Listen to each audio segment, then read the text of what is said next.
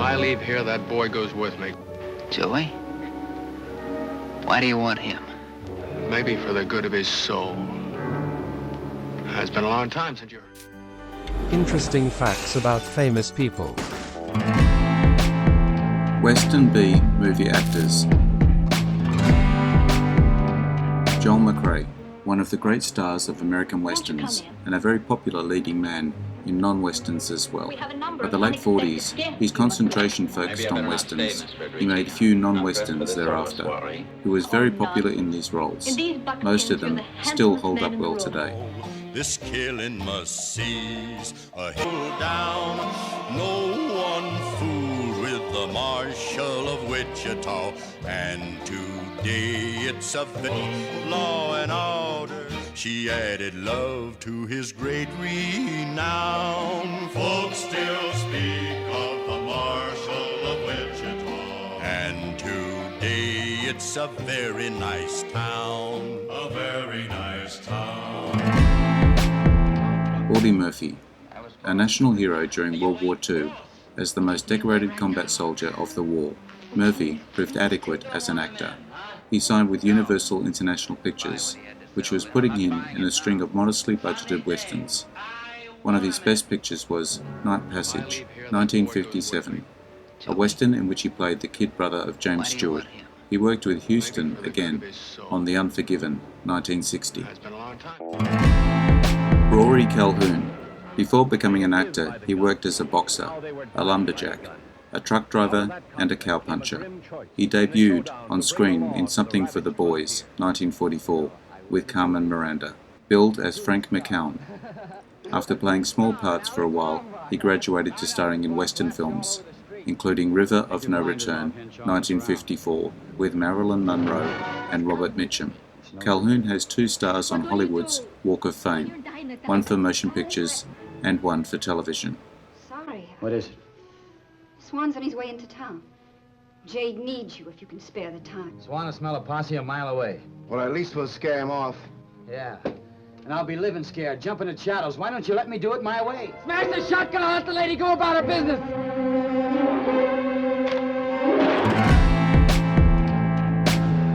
Dale Robertson made his name in television westerns in the 1950s and 60s. Robertson was typecast in western movies and TV shows when the genre was still America's favorite. He headlined 2 TV series, Tales of Wells Fargo, 1957, in which he played a roving troubleshooter, Jim Hardy, and Iron Horse, 1966, in which he won a railway in a poker game. He also served as one of the hosts, along with Ronald Reagan, of the syndicated series Death Valley Days during the 1960s. All right. I sure wanted to see Jesse James.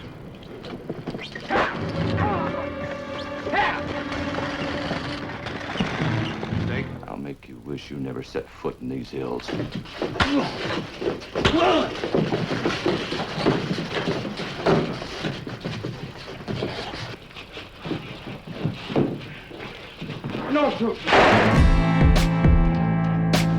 Jim Davis. Tall, rangy Jim Davis spent much of his early career in westerns. The Missouri born and raised, Davis's relaxed, easygoing manner and southern drawl easily fit most moviegoers' image of the cowboy. Republic put him in many of them over the years.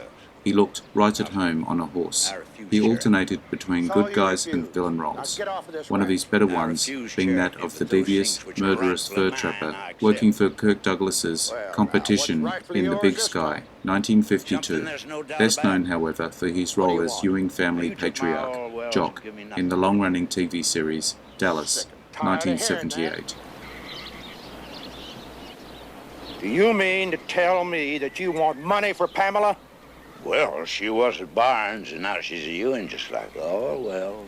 You're unbearable, Barnes. How much do you want? 10,000. 10,000.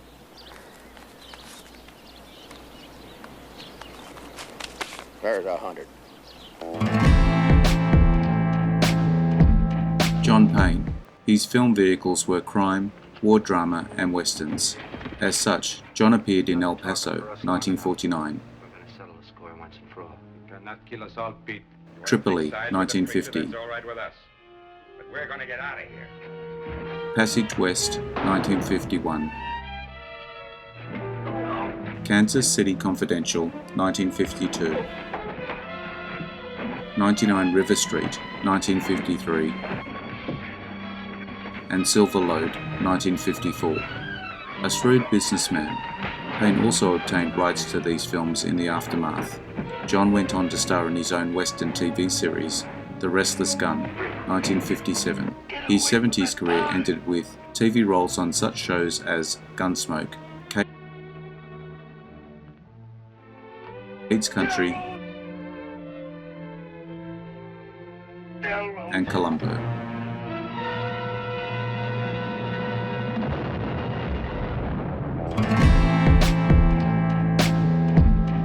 Fred McMurray.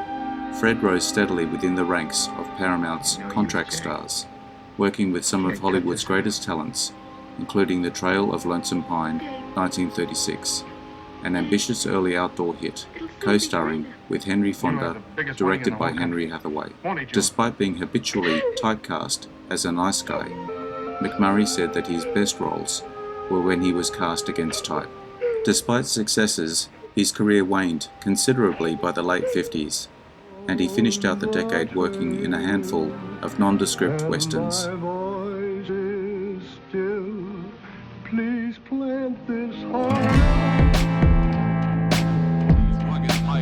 Van Heflin. Craggy-faced, dependable star character actor Van Heflin never quite made the Hollywood A-list, but made up for what he lacked in appearance with hard work, charisma, and solid acting performances. He appeared in the western Santa Fe Trail, 1940. His performance was described as above other cast members, as containing the sharpest punch, best remembered for his portrayal of western characters with integrity. Shane, 1953, and the desperate, single-minded rancher in 3:10 to Yuma, 1957, and the tough, uncompromising stern father in Gunman's Walk, 1958. He appeared in the calamitous Stagecoach, 1966 remake. She his wife? I doubt if any preacher mumbled over them. I've tried to do the job that you hired me to do, and I'll keep on I'm talking trying. about a fight, Jim. If it comes, you can't be on both sides. Jeff Chandler. It was in the 50s that Jeff would become a star, making westerns and action pictures. He was nominated for an Academy Award for his role as Cochise in Broken Arrow, 1950. He followed this by playing the role of Cochise in two sequels, The Battle at Apache Pass, 1952, and Taza, Son of Cochise, 1954. In his films, his leading ladies included Maureen O'Hara, Rhonda Fleming, My husband wishes me to go to another wiki-up. Jane Russell, The night would be lonely without you by my side. Joan Crawford, Tomorrow we will take it to the major. Said if you help us now, and will June be eternal Allison. brotherhood between all of you and all of us. As a fighting blacksmith. Then I better hang on to it. And you better hang on to me. But between the two of us, we ought to stay alive. I thought you might have changed your mind and decided to be more friendly. With a horse thief?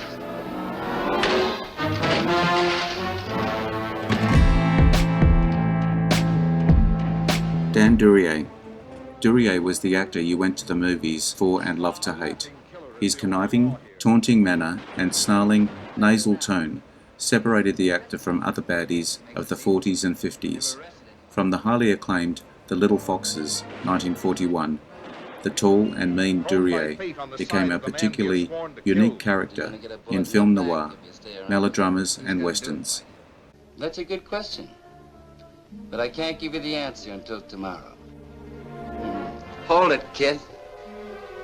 If you're so anxious to get shot, I can do it right here and save you the trouble of going through those doors. If you want to see all my new videos as they come up, subscribe and hit the notification bell. Catch all my other videos by looking at my channel. The link is in the description. Leave me your comments. Check out my Facebook page as well. Like and share. I am Wrangler. Adios. See you again soon.